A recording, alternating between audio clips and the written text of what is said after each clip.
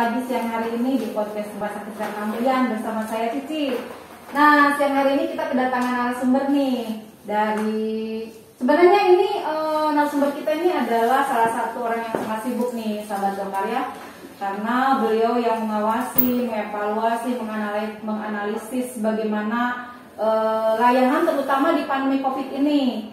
Mungkin supaya lebih jelas saja atau bisa lebih mengenal nih Bu Nelly, silakan memperkenalkan diri Bu Nelly ini dari mana, kerjanya di bagian mana, seperti itu. Barangkali silakan langsung diperkenalkan diri saja Bu Nelly. Ya, terima kasih Bu Cici. Baik, selamat siang sahabat Dokar. Perkenalkan, nama saya adalah Nelly Septarius Tumorang. Saya bertugas di Rumah Sakit Kamlian ini sebagai IPCN, Infection Prevention Control Nurse. Saya juga bertugas masuk dalam tim Satgas Covid di Rumah Sakit Kamlian. Mungkin begitu Bu Cici. Iya tuh, benar kan? Karena tadi saya bilang bahwa ini beliau adalah orang yang sibuk. Karena kan selain dia berkecimpung di PPI, juga dia salah satu anggota dari tim Satgasnya Covid Rumah Sakit Kamlian. Luar biasa Bu Nelly, siang hari ini mungkin kita perbincangannya mungkin tidak akan jauh nih dari pandemi Covid nih Bu Nelly ya.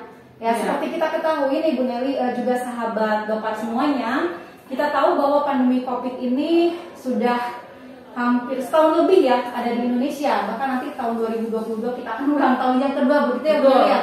Waduh, pandemi Covid aja kita ulang tahun kan ya.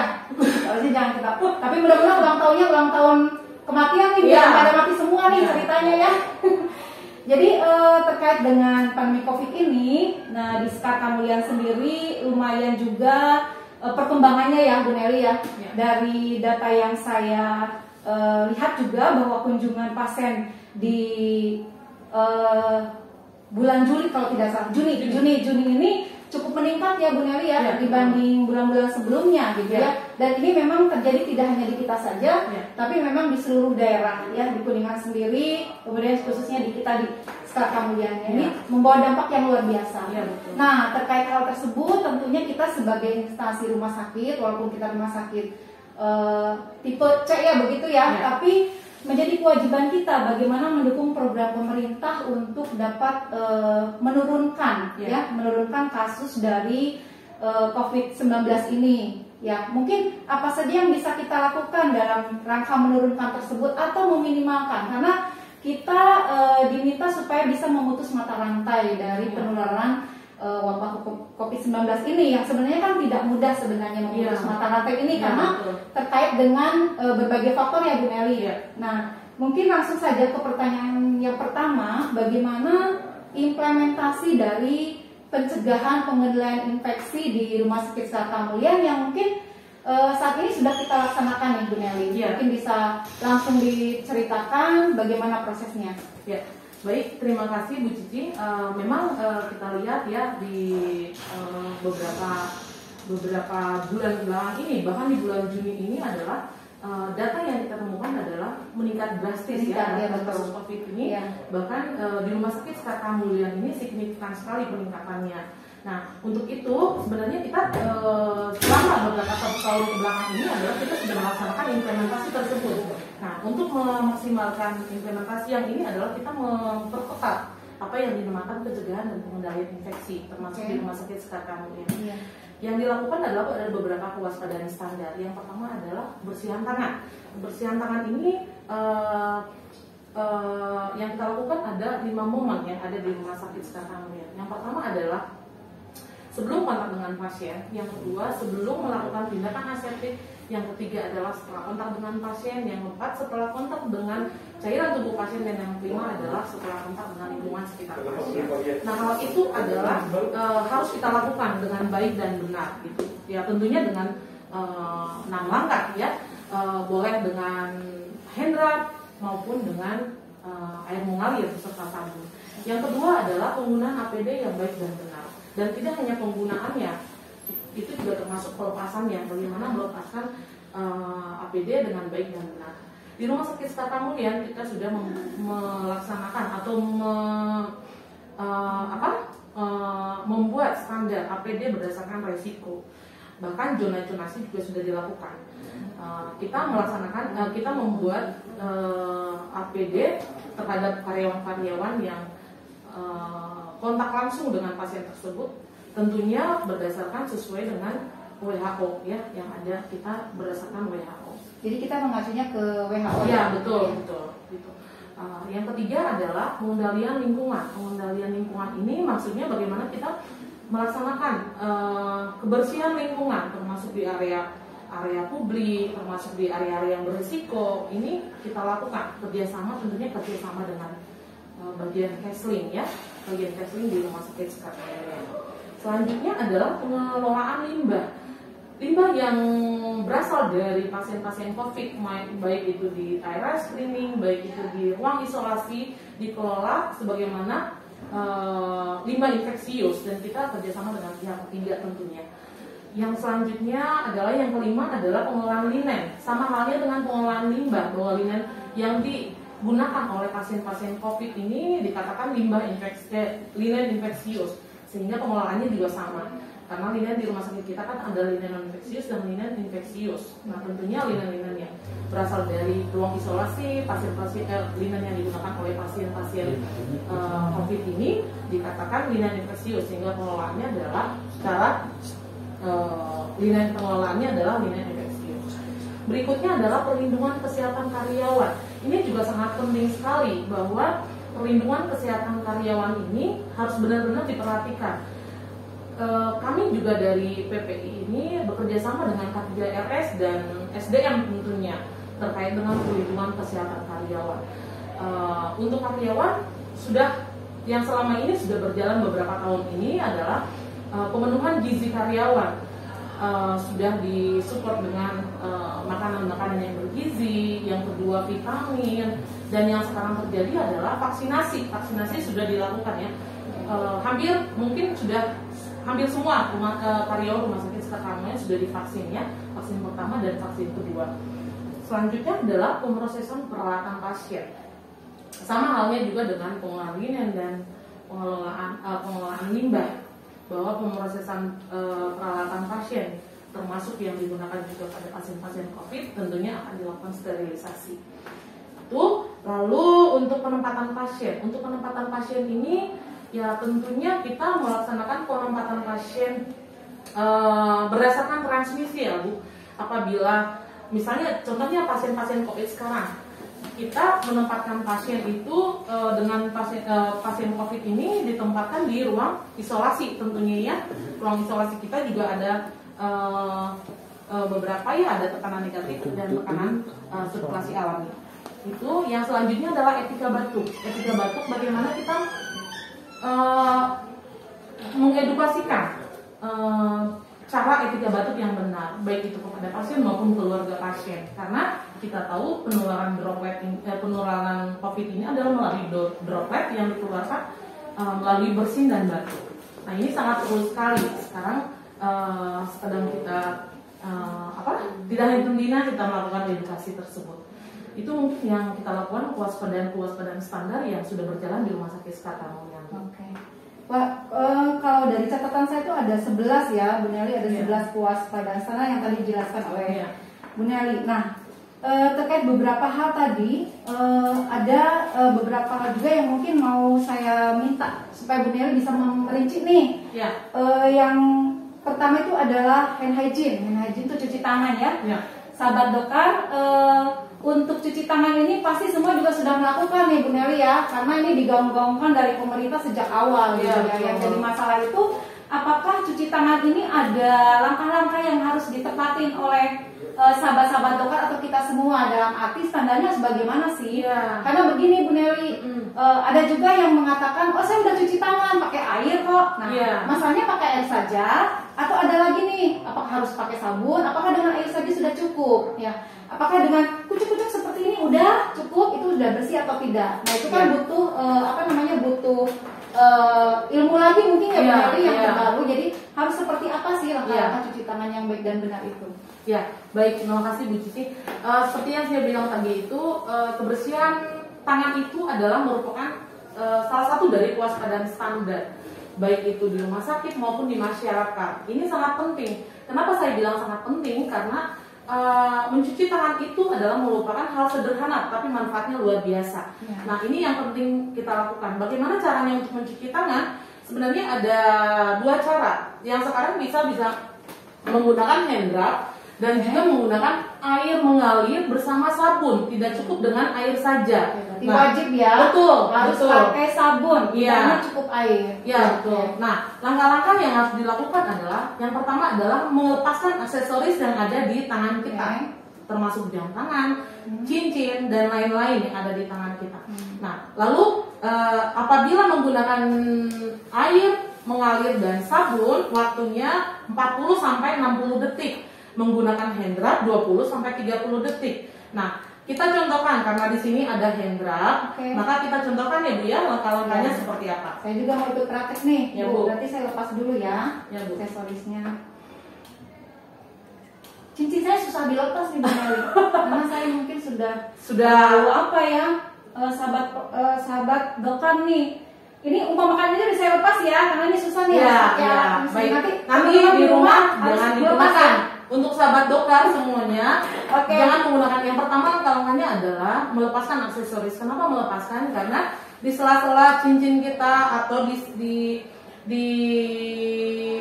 jam tangan kita itu, di gelang kita itu bisa hidup mikroorganisme karena tidak terkena usapan dari langkah-langkah cuci tangan kita. Gitu ya Bu. Kita mulai saja langkahnya ya. Ya. Langkah pertama adalah telapak tangan 1, 2, 3, 4. Yang kedua adalah punggung tangan 1, 2, 3, 4. Punggung tangan yang satunya 1, 2, 3, 4. Yang ketiga adalah sela-sela jari 1, 2, 3, 4. Yang keempat adalah mengunci 1, 2, 3, 4. Yang kelima adalah ibu jari mengusap bagian ruas ibu jari 1, 2 memutar Bu 3, 4. Selanjutnya yang sebelahnya 1, 2, 3, 4. Yang terakhir adalah ujung-ujung jari ke telapak tangan 1, 2, 3, 4. Yang selanjutnya sebelah kanannya 1, 2, 3, 4. Bersih. Nah, langkah-langkahnya sama dengan yang menggunakan sabun dan air mengalir. Langkahnya sama, menggunakan hand rub dan menggunakan air. Waktunya mungkin ya. Waktunya yang berbeda. Ya. Kalau menggunakan sabun kan harus ada proses membilas. Jadi waktunya adalah 40 sampai 60 detik. Begitu langkah-langkahnya. Nah, sahabat dokter, nanti di rumah jangan lupa melakukan sesuai dengan 6 langkah tersebut. Iya. Berarti tidak bisa sembarangan ya. Kita benar memastikan bahwa kuman itu bersih. Berarti tadi yang perlu diperhatikan adalah langkahnya, ke 6 langkah tersebut sahabat dokter, sama waktunya ya. Waktunya mesti perhatikan. Betul. Ya. Oke.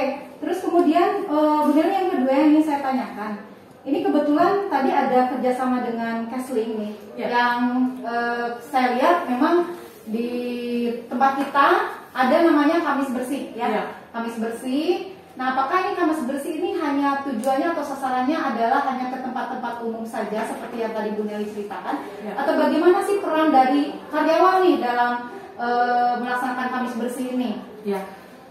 Sebenarnya di ruangan-ruangan teman-teman juga saya yakin dan percaya bahwa ruangan-ruangan itu juga sudah melakukan hal yang sama Bu. 2-3 kali per hari itu sudah melakukan pembersihan permukaan lingkungan.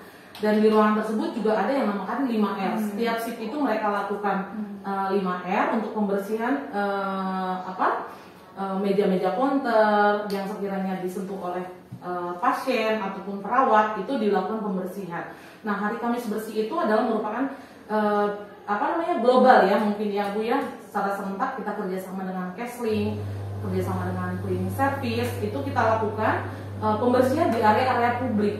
Jadi setiap Kamis itu dilakukan desinfektan di area-area publik yang kira-kira semua, baik itu di ruang tunggu, di poliklinik, bahkan di ruang tunggu di ruang ranak juga kita lakukan pembersihan. Nah, terkait dengan tadi Bu Nelly untuk 5R itu sebenarnya kan tidak tidak harus menunggu hari Kamis ya Bu Nelly Iya, ya. betul. Nah, kita sebagai orang yang memperhatikan bagaimana kebersihan ini sebenarnya setiap hari bisa kita lakukan. Iya, setiap hari. Iya, sahabat Doka juga di rumah jangan bosan ya setiap hari, terutama untuk membersihkan area-area yang memang ini beresiko tersentuh ya, seperti handle pintu, pegangan gitu ya, seperti itu. Betul. Harus rajin membersihkan seperti itu. Ya. Oke, berikutnya mungkin Bu Nelly tadi disebutkan mengenai etika batuk nih. Ya. Nah, ini memang masih sering juga saya lihat belum adanya pemahaman dari teman-teman untuk etika batuk. Ya. Bagaimana sebenarnya etika batuk yang baik itu seperti apa gitu? Ya, etika batuk itu adalah bagaimana kita melakukan batuk yang benar ya Bu ya. Caranya seperti ini, sekalian langsung praktek aja. Kita bisa menggunakan tisu. Sekarang karena teman-teman karena di rumah di masyarakat juga sudah menggunakan masker ya. Jadi kalau misalnya menggunakan masker ya sudah tidak usah menggunakan tisu lagi gitu ya. Tetapi jangan salah persepsi. Kadang yang kita lihat beberapa juga pada saat batuk justru maskernya dibuka. Nah ini yang nggak benar gitu. Nah yang benar itu adalah menggunakan tisu. Menggunakan tisu, batuk ditutup tangannya, setelah itu baru dibuang tisunya, jangan lupa cuci tangan. Nah itu yang pertama kalau menggunakan tisu. Yang kedua kalau misalnya tidak tersedia tisu, menggunakan lengan bagian dalam. Jadi batuknya seperti ini. Nah begitu. Jangan dibatukkan ke depan atau ke samping atau kemana. Ya. Jadi menggunakan siku lengan bagian dalam. Nah itu yang benarnya Bu. Gitu. Jadi untuk sahabat Doka, kami sarankan bahwa pada saat batuk dan bersin itu jangan salah paham ya. Kadang-kadang yang memang pada saat ngobrol batuk bersin justru maskernya dibuka. Iya, itu biasanya spontan. Iya, spontan. Nah, akhirnya dengan dibuka kita menyebarkan dong ya. Betul, paparan kemana-mana gitu. Nah, itu jangan sampai lupa ya. Iya, itu jangan sampai lupa. Sebaiknya itu perlu diperhatikan gitu. Oke. Nah sekarang sahabat Doka udah punya ilmu baru nih bagaimana etika batuk yang baik dan benar ya. Supaya kita bisa meminimalkan penyebaran tersebut ya Bu Nelly ya. Karena tadi dengan droplet dengan droplet untuk sumber penularannya. Ini mungkin pertanyaan terakhir juga nih, karena tapi tadi kaitannya dengan yang dijelaskan oleh Bu Nelly bagaimana standar kewaspadaan, kaitannya dengan perlindungan kesehatan karyawan. Betul, kita semua sudah divaksin ya. Mudah-mudahan ini juga bisa meminimalkan kalaupun kita nanti sampai terkena, kita tidak terlalu bergejala yang sangat berat ya Bu Nelly gitu. Walaupun kita vaksin kan kita harus melaksanakan prokes ya. Betul. Prokes harus yang utama. Nah, ngomong-ngomong soal prokes nih Bu Nelly, bagaimana sih kita, karena ini kita kebetulan rumah sakit ini kan tidak WFH nih, kita kerja di rumah sakit. Nah, berarti karyawan itu kan harus bisa memahami bagaimana prokes di tempat kerja. Jadi harus tahu nih aturannya supaya karena kadang-kadang kita itu ya tadi balik lagi spontan, tidak sadar. Dengan pola kerja kita justru akan menimbulkan paparan baru karena kalau tidak salah saya dengar itu klaster dari penyebaran itu bisa di tempat kerja Bu Nelly. Nah mungkin Bu Nelly bisa memberikan masukan atau bagaimana sih protokol kesehatan kita sebagai karyawan di tempat kerja harus seperti apa? Ya Bu, memang selain kewaspadaan yang sudah kita lakukan itu, prokes itu pada prinsipnya sama ya. Prinsipnya prokes 6M yang dulunya adalah 3M, 5M, sekarang 6M, yang mungkin tambah lagi. Sekarang kan 6M. Yang pertama kan wajib menggunakan masker, menjaga jarak ya minimal 1 meter ya dia, mencuci tangan, lalu menghindari kerumunan, lalu mengurangi mobilitas, menghindari makan bersama. Nah ini Bu yang sering sekali makan bersama ini tanpa kita sadari, kadang-kadang makan bersama ini justru makan bersama sambil ngobrol itu merupakan suatu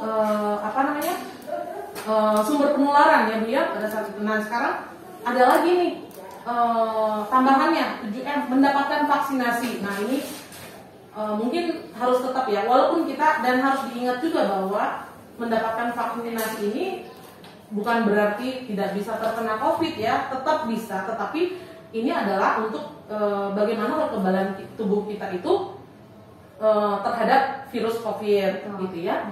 Itu yang perlu kita lakukan. Nah, bagaimana apabila di rumah sakit kita juga sudah ada panduan untuk karyawan ya Bu, apabila karyawan tersebut terpapar ya, ada panduan tracing namanya. Jadi kita juga punya tim tracer, kita akan melaksanakan tracing terhadap karyawan yang terpapar tersebut yang harus ada hasilnya kurang dari 24 jam. Jadi untuk memutus mata rantai ini sangat perlu dilakukan tracing ya, makanya dilakukannya kurang dari 24 jam sudah harus teridentifikasi siapa aja yang kontak erat gitu. Begitu Bu. Supaya bisa lebih cepat juga didapatkan kontak eratnya ya. Betul, karena kita harus dilakukan meminimalkan ya, meminimalkan dan memutus mata rantai tersebut gitu. Ya, betul. Nah, ngomong-ngomong soal prokes tadi mudah-mudahan sih teman-teman seluruh karyawan juga ya, kita sebagai pekerja lah di rumah sakit ini bisa mematuhi seluruh prokes yang ada ya, termasuk bagaimana kita di ruang makan ya, bagaimana menaati prokes di ruang makan, kemudian pada saat kita snack, karena itu adalah sumber-sumber yang kadang tidak disadari ya. Iya, betul. Kemudian saat kita berbicara tetap harus tadi berapa M Bu Dewi? 6M. 6M ya, sahabat Dokar tahu 6M, dari 3M, 5M, sekarang 6M. Nanti mungkin 7, 8M, 7M, 8M mungkin akan ada ya. pencegahan yang ya. lain dan pengendalian yang lain. Oke, tapi mudah-mudahan ini cepat menurun nih. Iya, amin. Harapan kita begitu. Baik, Bu Nelly, ini sebenarnya tadi saya sebutkan terakhir, cuma ada satu lagi yang buat saya penasaran. Ini tuh banyak kasus di mana pasien datang gejala berat, gejala sedang, gejala ringan. Yang gejala ringan itu kan memang kita akan untuk dirajakan atau dirawat jalan, kemudian isoman. Ya. Termasuk mungkin karyawan kita juga nih yang terpapar ya, akhirnya harus isoman di rumah. Gitu. Cuma untuk isoman itu apa saja sih sebenarnya harus diperhatikan gitu? Isolasi mandiri ini betul. diperuntukkan kepada pasien-pasien atau siapapun yang memang sudah terkonfirmasi COVID, tetapi gejala ringan atau ringan sedang yang bisa dipulangkan ke rumah, ya Bu ya. Lalu dilakukan isolasi mandiri. Nah, isolasi mandiri, hal apa yang dilakukan pada saat isolasi mandiri adalah satu, sama prokes itu harus tetap dilakukan. Walaupun isolasi mandiri harus tetap dilakukan. Tidak menerima kunjungan dari siapapun itu udah pasti ya, karena kita tahu kadang-kadang kan di masyarakat itu merasa sehat, merasa bagaimana gitu ya, tidak melaksanakan prokes tersebut. Nah itu terus selalu menggunakan masker di rumah, selalu menggunakan masker, walaupun di rumah tetap menggunakan masker. Prokes itu tetap dilakukan. Makan makanan yang bergizi, ruangannya juga harus jangan lembab ya, justru ruangan itu harus bersirkulasi, ventilasinya bagus. Itu yang benar. Lakukan olahraga, ya, olahraga. Nggak apa-apa olahraga di luar rumah, nggak apa-apa sebenarnya ya. Tapi melihat situasi lingkungan. Jangan sampai ada kerumunan, ada orang di sebelah atau apa gitu. Yang penting jaraknya adalah 2 meter, ya. Itu yang harus kita lakukan. Nah, jangan lupa kontrol bila ada perburukan selama isolasi mandiri. Langsung dibawa kontrol ke rumah sakit Sekarang Mulia atau ke rumah sakit yang lebih dekat dengan rumah gitu, atau layanan kesehatan yang lebih dekat dengan rumah. Itu mungkin Bu. Ya. Nah itu sahabat Dokar ya, jadi bukan berarti kalau isoman itu kita diam aja di dalam rumah, justru harus dijaga ya tadi ventilasi, harus dipastikan matahari masuk, kita berjemur, olahraga juga bisa. Yang penting memperhatikan situasi di lingkungan sekitar kita. Artinya gini, ketika kita terpapar, jangan lupa kita menyayangi diri sendiri dan menyayangi orang lain, menyayangi keluarga kita. Makanya kalau betul-betul kita harus isolasi mandiri, ya isolasi mandiri diterapkan ya Bu Nelly ya. Jangan sampai itu mah keluarga saya, itu mah orang tua saya, kakak saya, adik saya, suami saya, nggak seperti itu ya. Terus tetap mentaati isoman tersebut sampai waktu yang telah ditetapkan oleh dokter seperti itu. Nah, terkait dengan isolasi mandiri, sahabat Dokar ini kadang-kadang dalam prosesnya itu kita mengalami keluhan atau sesuatu yang harus kita konsultasikan. Sedangkan satu sisi sahabat Dokar atau semuanya berada di rumah nih, ya. Rumah Sakit Sekarang Mulia kita sudah menerima nih konsultasi isolasi mandiri terkait dengan hal-hal yang memang ingin ditanyakan atau ingin dikonsulkan karena timbul ketakutan, kecemasan, itu bisa dikonsultasikan secara online ya ke Rumah Sakit Sekarang Mulia. Nanti bisa sahabat Dokar baca apa namanya. Nah ini di sini ada ya, mana ini? Ini telepon yang bisa dihubunginya ya. di customer service 081 0821 9376 600 atau oh ini saya menghalangi nih. Bisa dibaca nggak ya? Nanti teman-teman bisa dilihat di medsos kita juga ada ya. Bagaimana cara menghubunginya seperti itu? Bisa kebaca? Sudah dicatat semua ya? Oke. Nah, jadi jangan ragu untuk konsultasi. Jadi sahabat dokter tidak sendiri di rumah. Kita siap membantu dan menolong. Ya, bagaimana caranya itu bisa ada alurnya. Prosesnya seperti apa? Satu lagi Bu, untuk kewaspadaan di rumah sakit kita juga. Jangan lupa, jangan takut teman-teman atau sahabat dokter semuanya yang ingin berobat ke rumah sakit Sekarta Mulia, karena kita itu sudah melaksanakan alur, sudah melaksanakan zonasi yang ada di rumah sakit Sekarta Mulia berdasarkan tingkat resiko infeksi COVID tentunya. Yang kedua adalah alur pasien masuk itu juga sudah kita set sedemikian rupa, ya. Pasien masuk dilakukan screening dulu Bu di depan, di depan dilakukan screening dulu. Terkait dengan suhu, gejala, atau anamnesa dikaji, riwayat 14 hari ke belakang. Nah, kalau misalnya ada kecurigaan ke arah COVID, maka akan dipindahkan ke arahkan triase IGD. Apabila tidak ada, kalau kasus gawat darurat akan masuk ke IGD bersih. Apabila akan kontrol ke layanan poliklinik, akan diarahkan ke screening kedua di bawah di samping pendaftaran itu, lalu diarahkan ke layanan poliklinik yang akan dituju. Nah, sebenarnya proses ini tuh sebenarnya kita sudah memilah ya Bu ya, meminimalkan paparan terhadap pasien-pasien yang sudah dicurigai ke arah COVID itu. Iya, jadi udah aman lah ya, aman. Jadi jangan jangan takut datang ke rumah sakit berobat ya. Karena memang kita sudah bagaimana mendesain sedemikian rupa supaya Bapak Ibu atau teman-teman semua yang mau datang ke Sekarta Mulia itu sudah diatur sedemikian rupa supaya tidak sampai terjadi paparan. Kita sudah memilah-milah. Jadi nggak usah takut ya. Kalau ada yang mau berobat silakan datang ke Sekarta Mulia karena alurnya sudah kita atur sedemikian rupa sesuai standar ya Bu ya.